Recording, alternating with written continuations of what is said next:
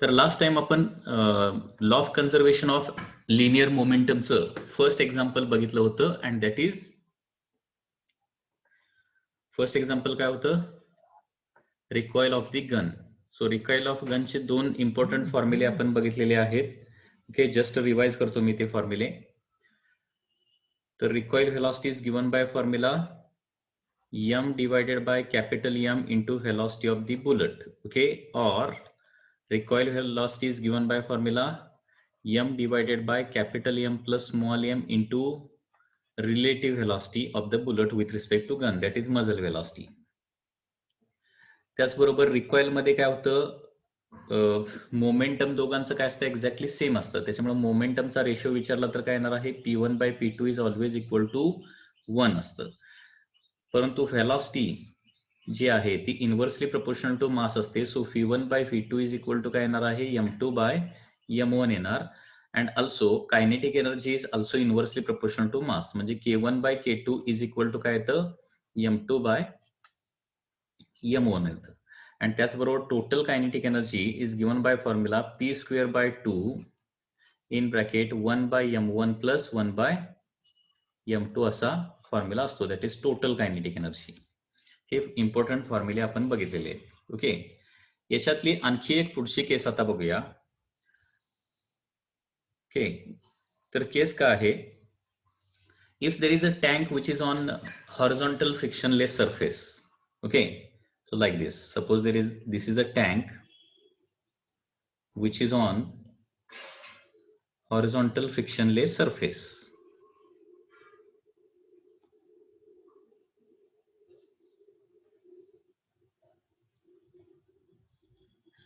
Like this, and this tank fires a shell. हा जो tank आहे तो एक शेल फायर करतो. and this shell or the bullet, okay, is fired at an angle theta, at an angle theta. तर हे हा जो शेल आहे तो शेल काय होणार आहे, फॉर एक्झाम्पल फी व्हेलॉसिटीनं ट्रॅव्हल करत असेल, किंवा याला बुलेट म्हणूया, velocity of bullet. Velocity of bullet जर थीटा अँगल मध्ये असेल तर टँक तर रिकॉइल होणार आहे, परंतु तो हॉरिझॉन्टली रिकॉइल होणार आहे, दॅट इज फी आर. तर इतर रिकॉइल व्हेलॉसिटीचा ओके फॉर्म्युला काय येणार बघा. तर याच्यामध्ये काय दिलंय, if a tank of mass capital M, okay, tank of mass capital M, okay, fires a bullet किंवा फायर्स अ शेल असं आपण त्याला म्हणतो, fires a shell of mass small m with velocity phi b at an angle theta to horizontal. Okay, horizontal बरोबर theta angle मध्ये fire केलं तर या ठिकाणी रिकॉइल व्हेलॉसिटीचा फॉर्म्युला जो आहे तो त्याच्यामध्ये चेंज काय होणार बघा. That is recoil velocity is equal to small m divided by capital M into fee B cos theta. हा फॉर्म्युला येणार, कारण फी बीचा हॉरिझॉन्टल डायरेक्शन कंपाऊंड काय येणार आहे. ओके, फी बी आणि हॉरिझॉन्टल कंपाऊंड याच्यामध्ये थीटा अँगल असणार आहे, त्याच्यामुळे हॉरिझॉन्टल कंपाऊंड येणार आहे फी बी कॉस थीटा. म्हणजे थोडक्यात याचं मिनिंग काय होतोय की बुलेट जी आहे ती फी बी कॉस थीटानं फॉरवर्ड निघाली आहे, तर टँक जो आहे तो किती व्हेलॉसिटीनं रिकॉइल होणार आहे. तर recoil velocity is M by m phi B cos theta, हा इथं फॉर्म्युला येणार आहे, लक्षात घ्या. ठीक आहे, म्हणजे बुलेट ज्या डायरेक्शन पुढे जाते त्याच डायरेक्शन टँक काय होतो, किंवा गन जे आहे त्याच डायरेक्शन, म्हणजे त्याच्या अपोजिट डायरेक्शन काय होते, पाठीमागे येते, लक्षात घ्या. ठीक आहे, मग रिकॉइल व्हेलॉसिटी जर काढायची असेल तर रिकॉइल व्हेलॉसिटीला अपोजिट फक्त बुलेटची व्हेलॉसिटीच घ्यावी लागेल, लक्षात घ्या. कारण टँक जो आहे तो हॉरिझॉन्टल सरफेसवर आहे, तो रिकॉइल होणार म्हणजे हॉरिझॉन्टली पाठीमागे सरकणार, आणि त्याच्यामुळं बुलेटची व्हेलॉसिटी फक्त हॉरिझॉन्टल घ्यावी लागेल. आता बुलेटची व्हेलॉसिटी जर तिरकी असेल तर काय करावं लागेल, त्याचा हॉरिझॉन्टल कंपाऊंड आपल्याला घ्यावा लागणार. So this is one modification in the formula. म्हणजे बुलेट जर थीटा अँगल मध्ये फायर होत असेल तर. ओके. याच्यानंतर बुलट अँड पेंड्युलमच्या कोलिजनचा एक प्रॉब्लेम बघूया. केस 2.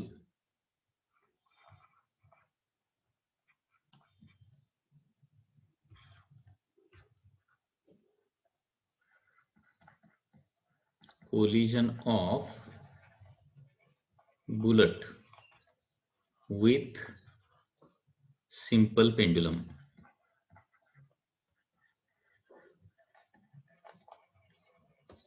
ओके. आता याची डायग्राम कशी येणार बघा. Suppose there is a pendulum like this, जो सध्या ऑसिलेट होत नाहीये. ओके. त्याच्या बॉटम मोस्ट पोझिशनला आहे आणि याचं मास किती आहे, कॅपिटल एम मास आहे. आणि या पेंड्युलमवर स्मॉल एम मासची एक बुलट फिबी व्हेलॉसनं ट्रॅव्हल करायला लागली हॉरिझॉन्टली. आणि ती बुलट काय होते, या पेंड्युलमला स्ट्राईक होते आणि त्या पेंड्युलम मध्ये काय होते, पेंड्युलमच्या बॉब मध्ये घुसून बसते. तर इथं क्वेश्चन काय असणार आहे, what is the question, what is the height reached by this bob of the pendulum. पेंड्युलमचा बॉब हॉरिझॉन्टल पोझिशन पासून जास्तीत जास्त किती हाईटला जाईल, किंवा पेंड्युलम हॉरिझॉन्टल बरोबर किती अँगल करेल, हे दोन क्वेश्चन तुम्हाला काढता आले पाहिजेत. म्हणजे इथं जो पेंड्युलम आहे, लक्षात घ्या, त्याला गन म्हणजे बुलेट स्ट्राईक झाल्यानंतर काय होणार आहे, law of conservation of linear momentum मुळे याला मोमेंटम मिळणार. ओके. बुलेटचं मोमेंटम जे आहे ते काय होणार, या पेंड्युलमला मिळणार आणि त्या मोमेंटम मुळे काय होणार आहे, हा जो बॉब आहे किंवा पेंड्युलम जो आहे तो काय होणार आहे, हॉरिझॉन्टल पोझिशन पासून काय होणार आहे, एक सर्टन हाईटला वर जाणार आहे, सर्टन एच हाईटनं वर जाणार. तर क्वेश्चन काय आहे, किती हाईटनं वर जाणार आहे. Collision of bullet with a simple pendulum. तर इथं क्वेश्चन कसा होणार अगोदर लक्षात घ्या. Question will be like this.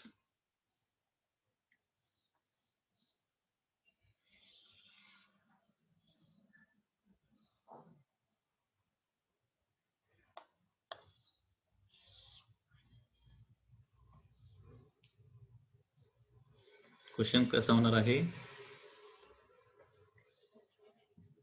a bullet of mass small m, bullet of mass small m moving with speed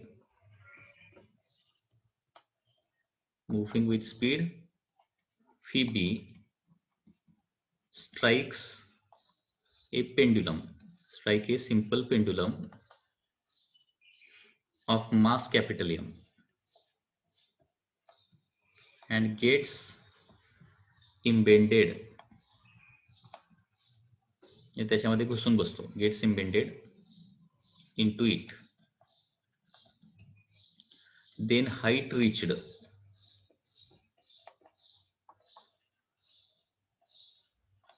by pendulum.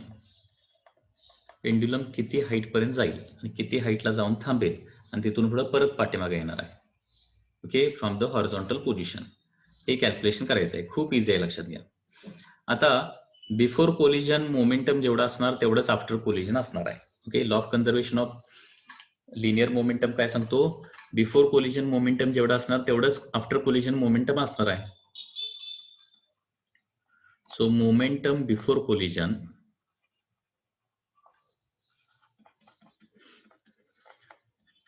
is equal to momentum after collision. Momentum before collision is equal to momentum after collision. आता momentum, आता इथं system of to particle आहे, म्हणजे इथं दोन पार्टिकलची ही system आहे. त्याच्यामुळे momentum before collision म्हणजे दोन्ही पार्टिकलचं मोमेंटम बिफोर कोलिजन काढायला पाहिजे आणि दोन्ही पार्टिकलचं मोमेंटम आफ्टर कोलिजन काढायला पाहिजे. दोन पार्टिकल म्हणजे कुठले, एक म्हणजे बुलेट आणि दुसरा म्हणजे पेंड्युलम. बिफोर कोलिजन, आता कोलिजन व्हायच्या अगोदर बुलेट मोशन मध्ये आहे आणि पेंड्युलम रेस्ट मध्ये आहे, म्हणजे स्मॉल एम इंटू फी बी हे झालं बुलेटचं मोमेंटम आणि पेंड्युलमचं काय असणार आहे, कॅपिटल एम इंटू तो रेस्ट मध्येच आहे 0. आता कोलिजन झाल्यानंतर यम आणि यम एकत्र येणार आहे, म्हणजे टोटल मास किती होणार, यम आणि यम, म्हणजे ज्या व्हेलॉसनं, कारण बुलेट त्याच्यामध्ये घुसून बसणार आहे, त्याच्यामुळे ज्या व्हेलॉसनं पेंड्युलम पुढे जाणार त्याच व्हेलॉसनं बुलेट देखील पुढे जाणार आहे. ओके. घुसून बसल्यानंतर दोघांची व्हेलॉसिटी म्हणजे फायनल व्हेलॉसिटी कोलिजन नंतर फी होत असेल तर बुलेटचं मोमेंटम काय होणार आहे एम इंटू फी प्लस पेंडुलमचं मोमेंटम होणार capital M into V. Okay, म्हणजेच M into fee B is equal to काय होणार M plus M into V होणार आहे. म्हणजे कोलिजन नंतर पेंड्युलमला अलॉंग विथ बुलेट किती व्हेलॉसिटी मिळणार आहे M upon M plus M into fee B एवढी व्हेलॉसिटी त्या पेंड्युलमला आफ्टर कोलिजन मिळणार आहे. कोलिजन झालं, लक्षात आलं का बघा. मोमेंटम बिफोर कोलिजन येणार आहे एम फी बी आणि m into zero. Momentum after collision दोघे एकमेकाला चिकटून बसलेले आहेत, दोघांची व्हेलॉसिटी सेम असणार आहे. मग बुलेटचं momentum after collision M V होणार आणि पेंड्युलमचं कॅपिटल एम इंटू फी म्हणजे M plus M into V. And therefore collision नंतर पेंडुलम आणि बुलेट ज्या स्पीडनं पुढे जाणार आहेत ते स्पीड असणार आहे M upon M plus M into fee B असणार. ठीक आहे, आता या व्हेलॉसिटीनं हे टोटल मास वर जाणार आहे. आता ज्यावेळी लोएस्ट पोझिशन पासून हायेस्ट पोझिशनला जाऊन थांबणार त्यावेळी काय होणार आहे law of conservation of energy नुसार इथं law of conservation of energy वापरूया. म्हणजे हाईट काढायला law of conservation of energy वापरायला पाहिजे. By law of conservation of energy LCOE म्हणजे काय law of conservation of energy. Total energy समजा ही पोझिशन ए आहे आणि ही पोझिशन बी आहे. Total energy at A should be equal to काय असलं पाहिजे टोटल एनर्जी ऍट बी असलं पाहिजे, कारण energy can neither be created nor be destroyed. Total energy at A म्हणजे बॉटम मोस्ट पोझिशनला असताना फक्त व्हेलॉसिटी आहे त्याला आणि कायनेटिक म्हणजे कायनेटिक एनर्जी असणार आहे व्हेलॉसिटीमुळे आणि पोटेन्शियल एनर्जी झिरो असणार आहे. So total energy at A म्हणजे काय असणार आहे kinetic energy at A plus potential energy at A. B पोझिशनला गेल्यानंतर काय होणार kinetic energy at B plus potential energy at B होणार ना. हा, आता कायनेटिक एनर्जी ऍट ए म्हणजे किती असणार हाफ. एकूण मास किती एम प्लस कॅपिटल एम. किती व्हेलॉसिटी निघालंय आता हे पोझिशनला असताना व्हेलॉसिटी किती असणार आहे ही फी असणार ना स्क्वेअर, कारण कोलिजन नंतर बॉटम मोस्ट पोझिशनला असताना व्हेलॉसिटी एवढी आहे फी आहे. ठीक आहे, आता bottom most position reference position जर कन्सिडर केली पोटेन्शियल एनर्जीचा फॉर्म्युला काय असतो MgH. Okay, so mg into zero लिहिणार मी इथं इज इक्वल टू आता बी पोझिशनला गेल्यानंतर तो पूर्णपणे थांबलेला असणार म्हणजे कायनेटिक एनर्जी झिरो झालेली असणार आणि किती हाईटला गेलाय तो एम प्लस एम इंटू जी इंटू एच म्हणजे एच हाईट पर्यंत जर गेलेला असेल तर पोटेन्शियल एनर्जी किती निर्माण होणार आहे MgH म्हणजे M plus M into GH.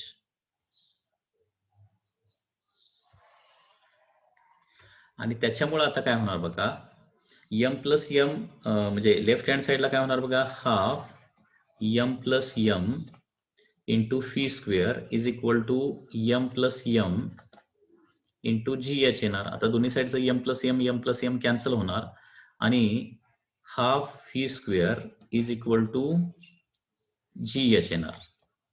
म्हणजे किती हाईट पर्यंत पोहोचणार तो H is equal to fee square by 2G आणि फीचा फॉर्म्युला आपला आहे height reached is M upon M plus M याचा square into fee B square into fee B square divided by 2G. हा फॉर्म्युला सिमिलर कशाला आहे बघा एखादी बॉडी यू व्हेलॉसिटीने वर फेकली तर जास्तीत जास्त किती हाईटला बॉडी जाऊन पोहोचते यू स्क्वेअर बाय 2G ना, त्याला सिमिलर आहे. एखादी बॉडी सरळ वर फेकली यू व्हेलॉसिटीने वर फेकली तर किती मॅक्सिमम हाईटला पोहोचते आणि शेवटी जाऊन थांबते. तो फॉर्म्युला आठवतोय ना आपण 1D मध्ये स्टडी केला यू स्क्वेअर बाय 2G. तोच फॉर्म्युला इथे येतोय फी स्क्वेअर बाय 2G. फक्त फी म्हणजे काय जस्ट आफ्टर कोलिजन व्हेलॉसिटी किती मिळाली that is M by M into V B. म्हणजे फी स्क्वेअर बाय 2G मध्ये फक्त फी तुम्हाला लक्षात ठेवायचा आहे M upon M plus M into fee B M upon M plus M into fee B ही व्हेलॉसिटी जस्ट आफ्टर कोलिजन असणार आहे. तर एवढ्या हाईटला जाऊन तो काय होणार आहे रीच होणार आहे. ठीक आहे, so this is the height reached by the pendulum. आता समजा इथं परत असा क्वेश्चन विचारला त्याच्या पुढचा क्वेश्चन असा होऊ शकतो की स्ट्राईक झाल्यानंतर हा जो पेंडुलम आहे तो किती अँगल मध्ये रोटेट होणार थीटा काढायचा असेल तर नेहमी पेंड्युलम साठी हा एक फॉर्म्युला लक्षात ठेवा. आता एक डेरिव्हेशन करणार आहे, ते डेरिव्हेशन एकदाच बघायचं आणि फॉर्म्युला कायमचा लक्षात ठेवायचा. परत ते डेरिव्हेशन करायचं नाही. म्हणजे थीटा आणि एच मध्ये काय रिलेशन असते ते तुम्हाला माहिती पाहिजे. म्हणजे एच मिळालं की थीटा काढू शकताय, थीटा मिळालं की एच काढू शकताय. आणि ते रिलेशन कसं येणार बघा.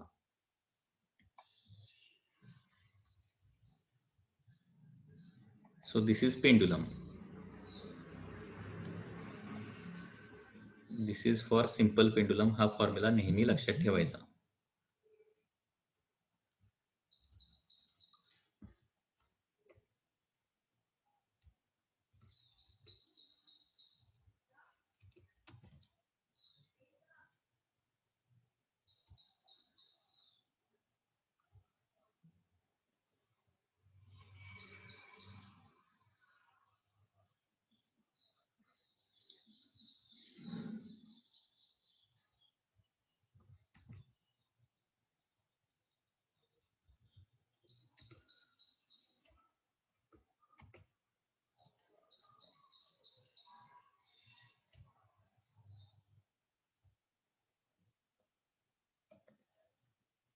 तर ही झाली बॉटम मोस्ट पोझिशन आणि ही झाली हाईटची position.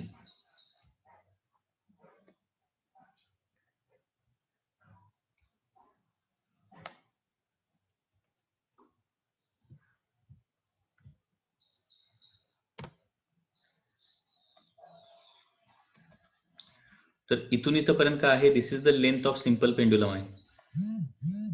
This is the length of the simple pendulum. हा अँगल थीटा आहे आणि किती हाईटनं वर जाणार, ती हाईट किती आहे, एच आहे. ट्रायंगल लक्षात ठेवा, बरोबर आहे ना. एवढे एच हाईटनं तो पेंडुलम वर जाणार आहे, थीटा इथं अँगल आहे. आता या डायग्रॅम वरून जरा सांगता येते का बघा, की इथून इथपर्यंत हे डिस्टन्स किती होणार. हे डिस्टन्स अकॉर्डिंग टू डायग्रॅम ही डिस्टन्स किती येणार सांगू शकताय.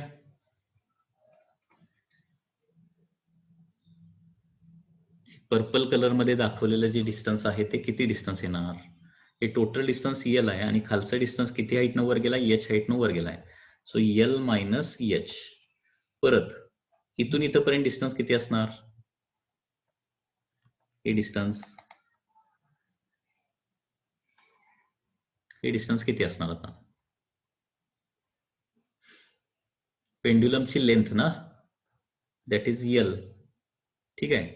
आता एल मायनस एच आणि एल या दोघांच्या मध्ये इथे एक राईट अँगल ट्रायंगल आहे. Okay. So L minus H आणि एल यांच्यामध्ये रिलेशन काय येणार, कॉस थिटाचं रिलेशन येणार. Cos theta is equal to L minus H divided by L adjacent by hypotenuse. Okay. So L L H S ला आणलं तर काय होणार, L cos theta is equal to L minus H. H ला L H S ला घेऊया, so plus H होईल. L cos थिटाला आर एच एस ला घेऊया, L minus L cos theta and H is equal to L in bracket 1 minus cos theta. हा formula इथून पुढे कधीही विसरायचा नाही सिंपल पेंडुलम साठी. हाईट आणि थिटा यांच्यामध्ये रिलेशन काय असतं नेहमी, H is equal to L in bracket 1 minus cos theta. म्हणजे एच माहित असेल तर थिटा काढू शकतोय आणि थिटा माहित असेल तर एच. एच म्हणजे काय, किती हाईटनं पेंडुलम वर जाणार. म्हणजे एकदा हाईट काढली की किती अँगल मधून ते रोटेट होणार ते काढू शकतोय. Okay.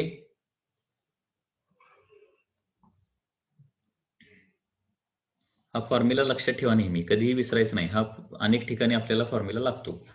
Okay. For simple pendulum, जर पेंडुलम बॉटम पासून एच हाईटला जात असेल, ओके, तर H is equal to L in bracket 1 minus cos theta.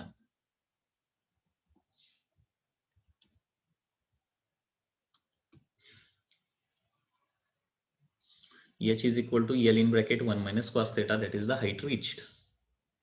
लक्षात आलं का. आता हे एच या पद्धतीनं काढलं आणि एच या फॉर्म्युल्यामध्ये ठेवलं की तुम्हाला किती अँगल मधून पेंडुलम रोटेट होणार हे देखील काढता येतं. म्हणजे हा प्रॉब्लेम दिसताना खूप कॉम्प्लिकेटेड दिसतो. म्हणजे बुलेट निघाले, पेंडुलम वर आदळले तर पेंडुलम किती डिग्री मधून रोटेट होणार. परंतु हा प्रॉब्लेम कन्सेप्ट व्यवस्थित लक्षात ठेवले तर खूप इझी आहे. लक्षात घ्या. ओके. पेंडुलम वर बुलेट स्ट्राईक झाली तर पेंडुलम किती अँगल मधून रोटेट होणार. तर तर पहिली गोष्ट म्हणजे किती हाईटनं तू वर जाणार ते काढावं लागेल. किती हाईटनं वर जाणार, तर 1Dचा फॉर्म्युला लक्षात ठेवला तर चालेल, u²/2g म्हणजे v²/2g. वेअर v काय असणार आहे, कोलिजन, जस्ट आफ्टर कोलिजन त्याला व्हेलॉसिटी किती मिळालेली असणार, आणि ती व्हेलॉसिटी किती असणार आहे, m/m+m into initial velocity of bullet before collision. Okay, ते ठेवलं की h मिळतं, आणि h मिळालं की त्याच्यावरून थिटा तुम्ही काढू शकताय. तर h आणि थिटा मध्ये रिलेशन काय आहे, h is equal to L in bracket 1 minus cos theta. H is equal to L in bracket 1 minus cos theta.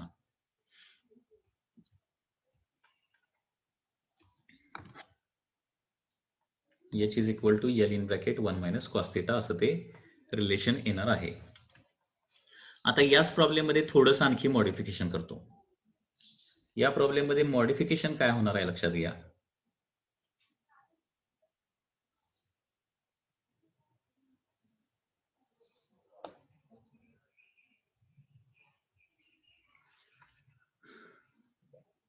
याच्यामध्ये if bullet strikes pendulum with velocity v1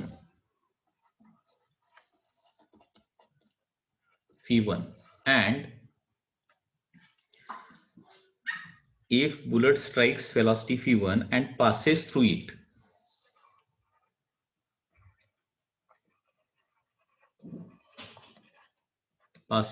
it, with velocity v2.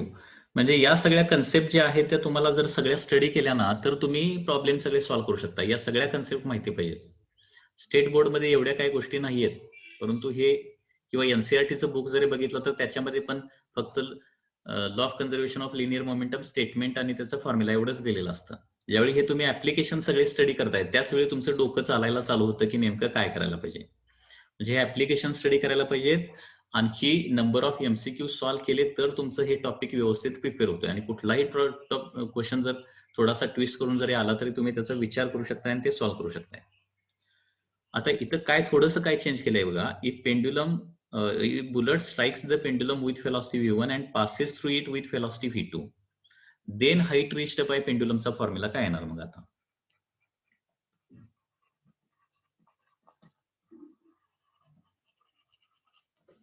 Height reached by pendulum.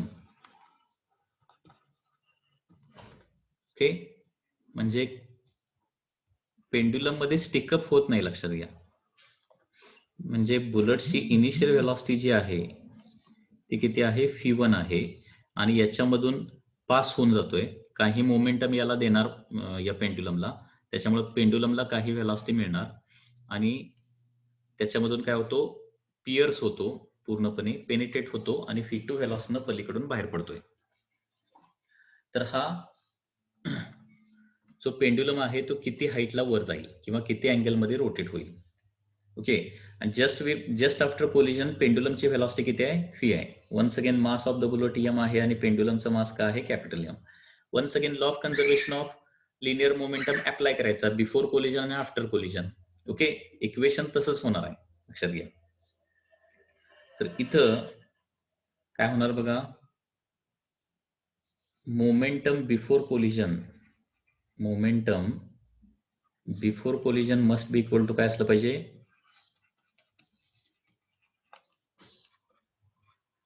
Momentum after collision असलंच पाहिजे. Momentum after collision, momentum before collision must be equal to momentum after collision असलं पाहिजे. ठीक आहे, before collision हा pendulum rest मध्ये आहे आणि बुलेट फक्त मूव्ह करायला लागले. ओके, म्हणजे बिफोर कोलिजन काय होणार आहे, बुलेटचं मोमेंटम m इंटू v1 असणार आणि पेंड्युलमचं मोमेंटम कॅपिटल M इंटू 0 असणार, बरोबर. आफ्टर कोलिजन सांगा रे, सांगता येत असेल तर तुम्हाला. आफ्टर कोलिजन बुलेटचं मोमेंटम किती होणार आणि पेंड्युलमचं मोमेंटम किती होणार कोलिजन नंतर, हे राईट हँड साईडला लिहायला पाहिजे. सांगा लवकर, फास्ट.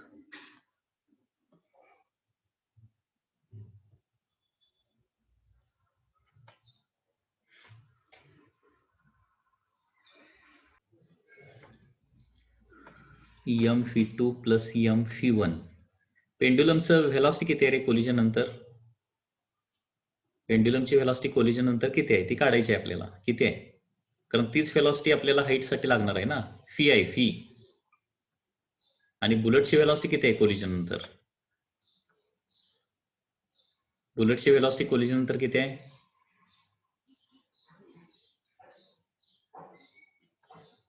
बघा हे पार्ट, हा जो पार्ट आहे ना खूप इझी आहे. फक्त व्यवस्थित तुम्ही अंडरस्टँड करून घ्यायला पाहिजे आणि ते रिपिटेशन केलं की हे लक्षातच राहतं. हा, तर बुलेटचं मोमेंटम येणार. बुलेटचं मोमेंटम आहे स्मॉल एम, कोलिजन नंतर काढायला लागलोय आणि त्याची व्हेलॉसिटी कोलिजन नंतर आहे फी टू. आणि याचं सांगा कुणाचं, पेंड्युलमचं मोमेंटम, त्याचं मास किती आहे कॅपिटल एम आणि व्हेलॉसिटी किती लिहू? फी फक्त ना, जे आपल्याला पाहिजे. सो आता M fee one minus M च्या टर्म एका साईडला घेतो कारण आपल्याला फी पाहिजे आहे. एम इन ब्रॅकेट काय होणार आहे? V one minus fee two होणार. म्हणजे M fee one minus M into, म्हणजे M in bracket V one minus fee two is equal to काय येणार आहे?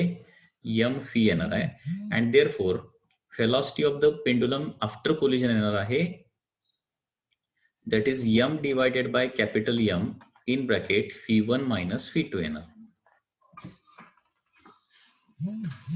Okay, velocity of pendulum after collision एवढं येणार आहे. इथपर्यंत कुणाला काय डाऊट आहे का? विचारा काय डाऊट असला तर. येस नो काय असेल ते.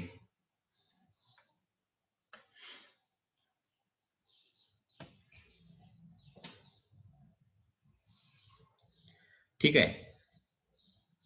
मग आता नेहमीप्रमाणे व्हेलॉसिटी फी माहित असेल तर किती हाईटला जाणार, डायरेक्ट आपण फॉर्म्युला वापरूया. सो हाईट रिच्ड, म्हणजे पेंड्युलमला बॉटम मोस्ट पोझिशनला व्हेलॉसिटी फी दिली तर हाईट रिच्ड बाय पेंड्युलमचा फॉर्म्युला काय असतो?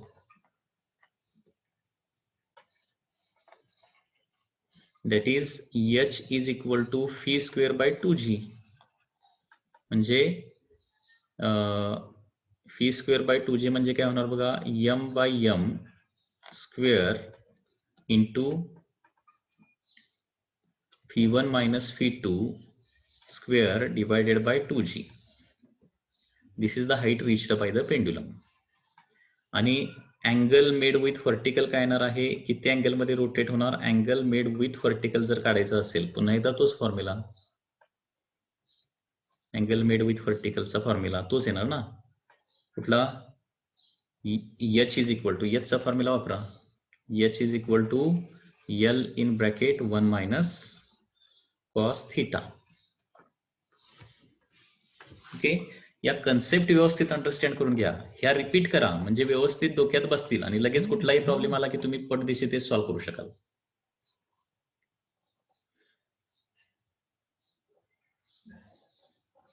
लक्ष देताय मी काय सांगतोय? तर हा पार्ट काय करा, हे व्हिडिओ जरा रिपीटेडली बघा म्हणजे तुम्हाला हा पार्ट काय होईल, लक्षात राहील.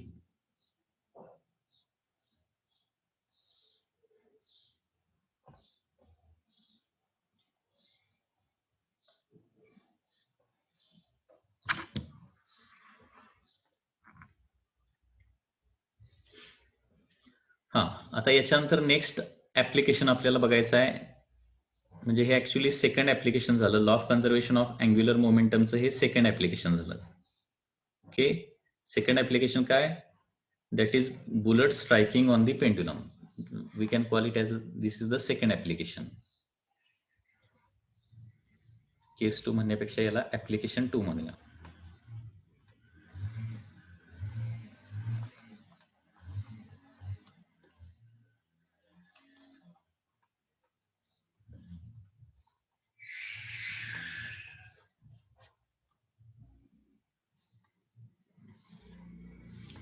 म्हणजे law of conservation of linear मोमेंटमचे असे अनेक एक्झाम्पल आहेत. ओके, फर्स्ट ऍप्लिकेशन म्हणजे काय झालं? Recoil of gun. First application of recoil of gun हे प्रिपेअर करा व्यवस्थित. ते बुलेट व्हेलॉसिटी आणि मजल व्हेलॉसिटीच्या स्वरूपात. ओके, आणि सेकंड ऍप्लिकेशन झालं कुठलं? That is collision of bullet with the simple pendulum. Second application झालं. थर्ड ऍप्लिकेशन आता बघूया. ऍप्लिकेशन 3.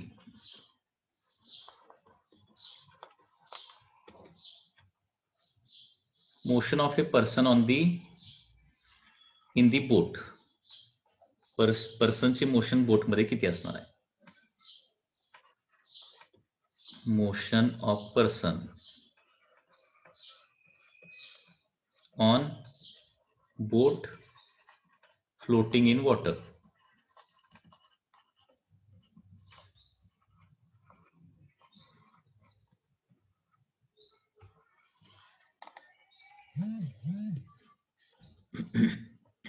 बघा आता क्वेश्चन काय आहे, suppose there is a boat like this. अशा प्रकारे एक बोट आहे which is floating on the water and there is one person on this boat. Initially दोघे पण कसे आहेत, रेस्ट मध्ये. Okay, boat is in water. तर पुन्हा एकदा या ठिकाणी पर्सनचं मास सपोज स्मॉल एम आहे आणि बोटचं मास किती आहे, सपोज कॅपिटल एम आहे. ठीक आहे. तर हा पर्सन सपोज सुरुवातीला हा पर्सन कसा आहे, रेस्ट मध्ये आहे. Initially person and boat are both are at rest. Person and boat both are at rest.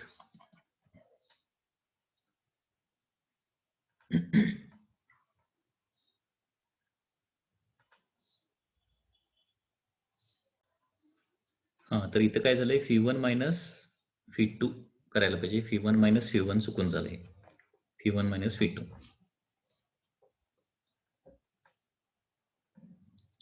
बरं, पुन्हा एकदा बघा. Application 3, motion of a person on a boat floating on the water. तर कॅपिटल एम मासचे एक boat आहे, small M मासचा person आहे. Initially person and boat both are at rest. Now person suppose काय करायला लागला, on the boat starts moving with velocity v. Person समजा किंवा मॅन जो आहे तो φm या व्हेलॉसिटीनं पुढं ट्रॅव्हल करायला लागला, रन करायला लागला.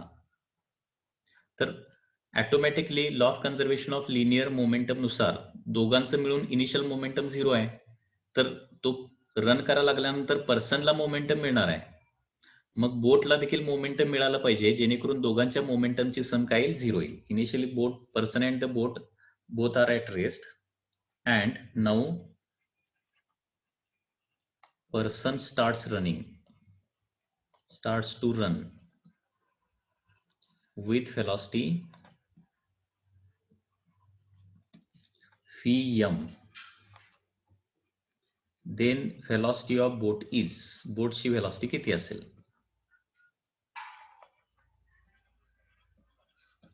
is. Okay, person starts to run with velocity Vm. तर हे आपल्याला फाइंड आउट करायचं आहे.